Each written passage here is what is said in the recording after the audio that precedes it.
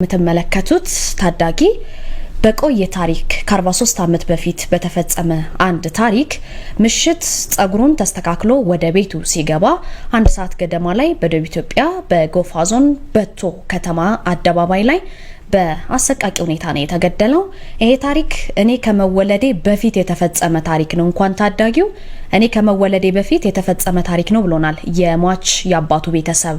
ወጣቱ ተመስገን ጌታቸው ወይም አቡሽ እየተባለ ነው የሚጠራው። የ16 ዓመት ገና ታዳጊ ወጣት ነው።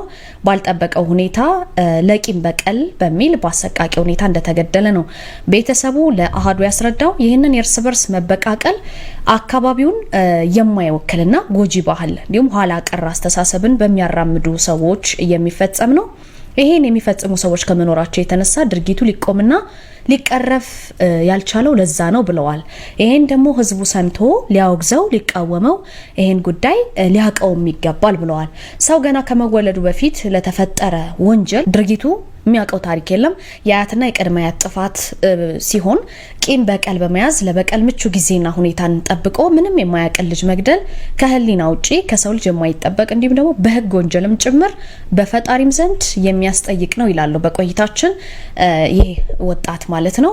የኢትዮጵያ ህዝብ እንዲያውቅ እንፈልጋለን ብለዋል። አካባቢያችን ለዓለም የሚሆን መልካም ባህል እሴት ያለው አካባቢ ነው። ይህን ማራመድ ግን በአንዳንድ ግለሰቦች እጅግ ነውር ነው። ድርጊቱን ሁሉም ሰው ሊያወግዘው ይገባል ነው የሚሉት። በአካባቢው እርስ በርስ መበቃቀልን እንደ ጥሩ ነገር አድርገው የሚመለከቱ ሰዎች ይህ የኋላ ቀርነት ማሳያ ነውና ይሄ ልጅ ሳይወለድ ገና 16 ዓመቱ ነው። ጉዳዩ የተፈጠረው ግን ከ43 ዓመት በፊት ነው ታሪኩ የተፈጸመው። ለዛ ታሪክ በቀል ነው ይሄ ልጅ ህይወቱ የጠፋው። ለተፈጠረው ወንጀል የአያትና የቅድመ አያት በቀልን ማሰብ ተገቢ አይደለም ብለዋል ማለት ነው። ከአንድ ግለሰብ ጋር በነበረው ቅሬታ የዚህ ሟቹ አያት ግጭት ተፈጠረ። ግጭቱ ምንድነው? ግለሰቡ የትላንትና ወጣት አያት የነበሩት ግለሰብ ከአንድ ሰው ጋር ግጭት ይፈጥሩና በጩቤ ይወጉታል በሰዓቱ። ነገር ግን ያ ግለሰብ አልሞተም፣ ተወግቶ አልሞተም፣ ታክሞ ድኗል። በሌላ ህመም ነበረ የሞተው። ይሄ ከረጅም ጊዜ በፊት የተፈጠረ ነው። ያ ሰው ግን ተወግቼ ሳይሆን ድኜ በሌላ ሁኔታ ነው ህይወት ሊያልፍ የሚችለው፣ በምንም መልኩ ሌላን ሰው እንዳትበቀሉ ብሎ ነው ያለፈው ብለውናል። ነገር ግን ይሄ ብላቴና ከ5 ቀን በፊት ከመሞቱ ከ5 ቀን በፊት ተደጋጋሚ የመግደል ሙከራ በዚህ ከተማ ሲደረግበት እንደነበረ ተገልጿል። ታዲያ በዛኛው ወገን ጥቃት በሚፈጽመው አካል በኩል የተደረገበት ሙከራ ወደ ግድያ የተቀየረው ወይም ህይወቱ ያለፈው በቀን 28 2018 ነበረ። ምሽት 1 ሰዓት ላይ ጨለማው ትንሽ ላይን ያዝ ሲያደርግ በዛ ሰዓት ነበር ሊገደል የቻለው። በ43 ዓመት ቂም የተነሳ ብዙ ተስፋ የሰነቀው መማር የሚፈልገው ወላጆቹ ተስፋ ያደረጉበት ይሄ ታዳጊ ከ18 ዓመት በታች ነው ህይወቱ ሊያልፍ ችሏል ማለት ነው። ይሄ ወጣት በማያውቀው ታሪክ ነው የተገደለው። ቤተሰቦቹ ይሄ ነገር ህብረተሰቡ ሊያውቅልን ይገባል ሲሉ ነው ለአሃዱ የተናገሩት። የተገደለውም ጸጉሩን ተስተካክሎ ወደ ቤቱ በሰላም እየተመለሰ በነበረ ጊዜ ነው። በዚህ ሁኔታ ህይወቱ አልፏል። በአካባቢው በአንዳንድ ሰዎች የሚፈጸም ደም መመለስ የሚባል ጎጂ ባህል ሊቆም ይገባል፣ መኖር የለበትም ብለዋል። ቆይታ ያደረገው የዚህ ቤተሰብ እንኳን ሟቹ ይሄ ህፃን ቀርቶ እኔ እንኳን ሳልፈጠር በተፈጸመ ታሪክ ጉዳዩ የማይመለከተው በተዛባ አመለካከት መገደሉ እጅግ አሳዝነኛል ይላሉ። ስለ ጉዳዩ ደግሞ የወረዳውን ፖሊስ ስለወንጀሉ ምንድነው የተፈጸመው ስንል ጠይቀነዋል። ይሄንንም እስኪ ጥቂት ደቂቃዎችን ተከታትለን እንመለስ። እኔ ረዳት ኢንስፔክተር መላኩ በጀነ ይባላለሁ። የበቶ ከተማ ፖሊስ ጽሕፈት ቤት አዛዥ። ወንጀል ድርጊቱ የተፈጸመው ወደ 1 ሰዓት ከ40 አካባቢ ይሆናል በግምት። ያው በወቅቱ እኛም ጩኸቱን ሰምተን ነው። ጨለማ ነው አካባቢው። አጋጣሚ መብራት ዞሪታ ቦታ ነበር። በቶ ከተማ አስተዳደር በቶ ከተማ መሀል ቀጠና ስለሆነ ትንሽ ጨለማማ ቦታ ነበረች።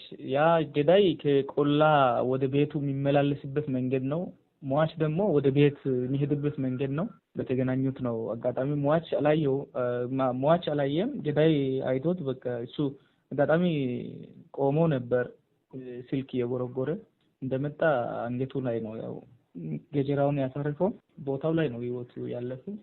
ያው ይሄንን ድርጊት በባህልን ለመቅረፍ ብዙ ስቴፕ እየተካሄደ ነው።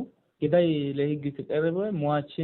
የሟችን ቤተሰብ የመበቀል ታሪክ መቆም አለበት በሚለው ጸጥታ አካሉም የባህል የጎሳ መሪዎችም ብዙ ስራ እየተሰራ ነው። ከዛ ጋር በተገናኘ አብዛኛው ከሴቶች ጋርና ከሰፈር ሰው ከሌላው ጋር በማነሳሳት ነው። አሁን ብዙም ጊዜ ግድያዎች የሚፈጸሙት ሰው አንዱን ከገደለ ሰፈር ላይ ከሌላ ጋር በቀላል ምክንያት ቢጣላ ምን ቢባል አንተ የራስን ዘር ገዳይ ደም ያልመለስክ እዚህ እኔ ላይ ትካፍታለህ የሆነ በቃ የማነሳሳት ንግግሮች ናቸው አሁን ብዙም ጊዜ ሰውን ለዚህ ድርጊት ያዳረገ ያለው። ይህንን በተመለከተ ያው ሰፊ ስራዎች ከከተማችን አንስቶ እስከ ዞን እስከ ክልልም አንድ እንዲሁም ጤናታዊ ለጽሁፍ ለማቅረብ ከአርባ ምንጭ ዩኒቨርሲቲም ሰው መጥቶ የሆነ የእርቅ ስነ ስርዓት ነበር ሂደቱን ያጠኑበት ያሉበት ከሄድ ነው። ግን እንደ ባህል ነው በቃ አሁን ላይ የቆየ አሁን 42 አመት የተረሳ ነገር ምንም እንትን ማይል ነገር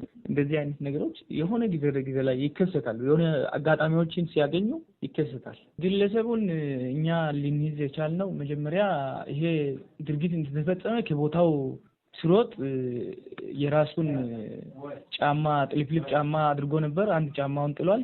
ሁለት ደግሞ የለበሰውን አለባበስ ሙሉ ያየ ሰው አለ። ጨለማ በሆነም እየሮጠ የለየ ሰው አለ። ከዛ ይሄን ደግሞ የማን ልጅ ነው የሚለውን ነገር እኛ ስለምናቅ ቁመቱን መልኩን ምኑን ስሮጥ ፊት ለፊት ላይ ከሱ ጋር በመንገድ ላይ ምንድነው ብሎ የተገናኘ ሰው አለ። ከዛ መልኩ እንዲህ ነው ሲባል ያው ግለሰቦችን ያው ለይተን በአካባቢው ያው እኛም ስላለን ስለምናቅ ይሄ ኦሬዲ የክልል ልጅ ነው የሚለውን ያው እኛ በጥርጣሬ ያው ሌላ ግለሰቡን እንደዚህ ያጠቃል የሚል ምንም ከሰው ጋር የሚገናኝ አይደለም ምን አይደለም። መነሻውን ግን እኛ በጥርጣሬ ነበር ያረግነው። ከዛ በኋላ እነኚህ ጫማዎችን ይዘን አቅርበን ቤተሰቡን በመጠየቅ በማን ነው ይህን ድርጊት የፈጸመው ከእናንተ ቤተሰብ ውጪ ማንም አያረግም በሚል ስንሰበስባቸው አሁን መሀል ላይ ይህን ድርጊት እንደተፈጸመ አንድ የነሱ ቤተሰብ ጤና ባለሙያም ነበር። ለሱም በስልክ ደውለው እኔ እንደዚህ ነገር ፈጽሜያለሁ ራሳችሁን ጠብቁ በሚል ማለቱን ሌላውም በመደዋወሉ ለኛ ጥቆማው ተሰጠ። አሁን ፍርድ ቤት ላይ ነው ያለው። ጊዜ ቀጠሮ ተጠይቋል። በፍርድ ቤት የእምነት ክህደት ቃሉን አረጋግጧል። ፖሊስ ያው ከአቃቤ ሕግ ጋር በመቀናጀት ምርመራውን የሰው ማስረጃ እያደራጀ ነው የሚገኘው። ሰው አንዳንድ አስቦም ይገላል፣ ሳያስብም ይገላል። ወንጀል ድርጊቱ ከተፈጸመ በኋላ ሕግ አለ የሚባለው ገዳይ ሲያዝ ገዳይ ተይዞ ወደ ሕግ አካል ከቀረበ በኋላ የሟች ቤተሰብ ተከባብሮ አብረው እንኳን ሌላ ቦታ ላይ አሁን ከአካባቢው እንደው አንድ ወንዝ ተሻግሮም ተከባብሮ ይኖራል። ይሄ ድርጊት አሁን ላይ ዘርን የማጥፋት አንዱን የገደለ ወደዛም የሁለቱ ዘር እስከ ማጥፋት ደረጃ የሚወስድ ነገር ስለሆነ ሰው ይህንን ታሳቢ አድርጎ ሀይ የሚል ሰው ከሽማግሌውም ከጎሳ መሪውም ከሃይማኖት መሪም ይሄ ነገር በቃ ይቁም፣ እዚህ ይቁም። በቃ ከዚህ በኋላ ወንጀል ድርጊት የተፈጸመ አካል ለሕግ እጁን ከሰጠ ሕግ እሱ ላይ እርምጃ ከወሰደ ቀሪው ቤተሰብ አብሮ ተዋደው ተፋቅሮ የሚኖሩበት ባህል መስፈን አለበት። ማንም ቤት ነግሮ አይመጣም፣ አንኳክሶ አይመጣም። ስለሆነ ድንገተኛ ነገር ነው የሚከሰተው። በቃ አንዱ ገሎ እጅ ሰጠ ማለት ሌላው ራሱን ማዘጋጀት ነው። እከሌን እንዴት ገላለሁ፣ ደም እንዴት መልሳለሁ የሚል እቅድ ነው። እንዴት ሰርቼ እለወጣለሁ የሚል ነገር የለም። የሱ ልጆችን የሟችን ልጅ እንዴት አሳድጋለሁ የሚል የለም። ገላለሁ ነው የሚለው ነገር በአመለካከት ደረጃ በጣም ኋላ ቀር የሆነ ነገር መሆኑን አውቆ ሰው ተከባብሮ እንዲኖር የሚል መልእክት ነው ማስተላልፈው። ወንጀሉ ከህግ አንጻር እንዴት ነው የሚታየው የሚለውንም አሃዱ በዋቸሞ ዩኒቨርሲቲ የህግ መምህሩን አነጋግሯል።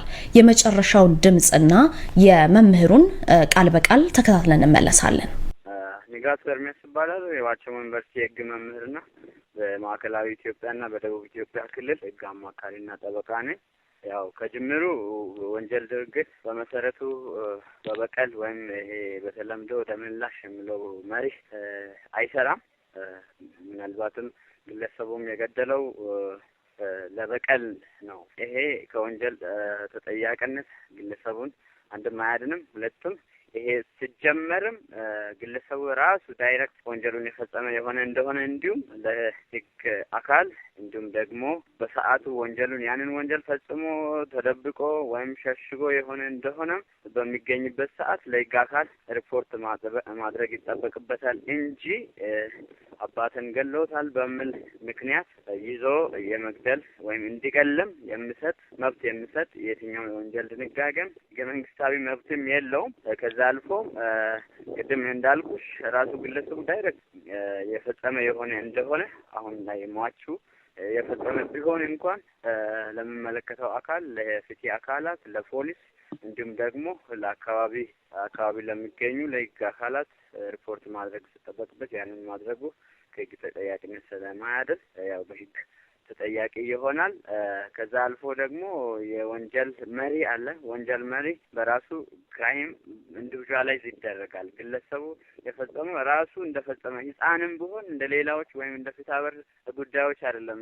የወንጀል ጉዳዮች ዳይሬክትሊ ቀጥታ ግለሰቡ እንደፈጸመ አድርጎ ወደ ግለሰቡ ነው የወንጀል ጉዳዮች የሚላከፉት እና ከዛ አግባብ ግለሰቡ በወንጀል ተጠያቂ የሚሆንበት አግባብ ስለሚኖር በሰውም ሆነ በሰነድ ማስረጃ አስደግፎ መርማሪ ፖሊስ ግለሰቡ ላይ አስፈላጊውን ማጣራት በማድረግ በህግ ተጠያቂ የማድረግ አግባብነት እንዳለው ነው ማምነው። እንግዲህ ይሄኛው ሆን ተብሎ ታስቦ ታለሞ ግለሰቡን ለይቶ ያንን ወንጀል ፈጽሟል በበቀል ተነሳስቶ ነው ወንጀሉን የፈጸመውና ስለዚህ ያው በ539 ወይም በኢፌዴሪ ወንጀል ህግ 2004 በአንቀጽ 539 መሰረት ከባድ የግድያ ወንጀል ተብሎ የተለያዩ የማክበጃዎች ምናልባት መጨረሻ ላይ የጥፋተኝነት ውሳኔ ከተላለፈበት በኋላ ምናልባትም ከሳሽ አቃቤ ህግ ሊያነሳቸው የሚችላቸው ጉዳዮች ይኖራሉ። ማክበጃና ማቅለያ የሚባሉ ነገሮች በወንጀል ስለዚህ የወንጀል ማክበጃ አድርጎ ሊያነሳ የሚችለው ነገር ምናልባትም በበቀል ተነሳስቶ በቀል ተነሳስቶ ነው ግለሰቡን የገደለው። ስለዚህ አስቦ አለሞ ታቅዶ የተፈጸመ ወንጀል ስለሆነ በከባድ የግድያ ወንጀል ሊጠየቅ ይችላል። እንግዲህ ማህበረሰቡም ወይም የትኛውም ዜጋ እንደዚህ አይነት ነገሮች በሚከሰቱበት ሰዓት ስፔሻሊ እንደዚህ በቅም ይሄ ደመላሽ የሚባለው ፕሪንሲፕል ሙሉ በሙሉ በወንጀል ህግ ላይ እንደማያስፈልግና ከዛም አልፎ ደግሞ ወንጀሉን ሊያከብድ እንደሚችል ማህበረሰቡ አምኖ ልጄን ስለገደለው ወይም ዘመደን ስለገደለ ነው የገደልኩት የሚል መሪ በወንጀል ህግ ላይ እንደማይሰራ በኢትዮጵያ ወንጀል ፍትህ ስርዓትም ላይ ምንም አይነት ተቀባይነት የሌለው ብሂል መሆኑን አውቆ ማንኛውም ማህበረሰብ እንደዚህ አይነት ነገር በሚያጋጥምበት ታይም ማድረግ ያለበት አግባብነት ላለው ለፍትህ አካል ለህግ አካላት በማሳወቅ ወንጀል ድርጊትን ከማስፋፋት ይልቅ አንድም ወንጀል ተፈጽሟል ኦልሬዲ፣ ሁለተኛው ወንጀል ደግሞ ሌላ ወንጀልን የማስፋፋት ስራ እየሰራ ነው ያለው በቀል ተነሳስቶና ህዝቡ ወይም ማህበረሰቡ ከእንደዚህ አይነት መሰል ድርጊቶች እንዲቆጠብና እንደዚህ አይነት ነገሮች በሚያጋጥሙበት ሰዓት አግባብነት ለፍትህ አካላት ሪፖርት በማድረግ ህገ መንግስቱም ሆነ ወንጀል ህጉ በሚያስገድደው መልኩ ወንጀልን ሪፖርት ማድረግ ወይም የወንጀል ድርጊትን ለሚመለከተው አካል ማሳወቅ የዜጎች ግዴታ ነው እና በወንጀል ህጉ መሰረት ግዴታቸውን በመወጣት ማህበረሰቡን አካባቢውን ከወንጀል ድርጊት እንድታቀብ ወይም እንዲቆጥቡ የሚል ነገር መልእክት ለማስተላለፍ ነው የምፈልገው።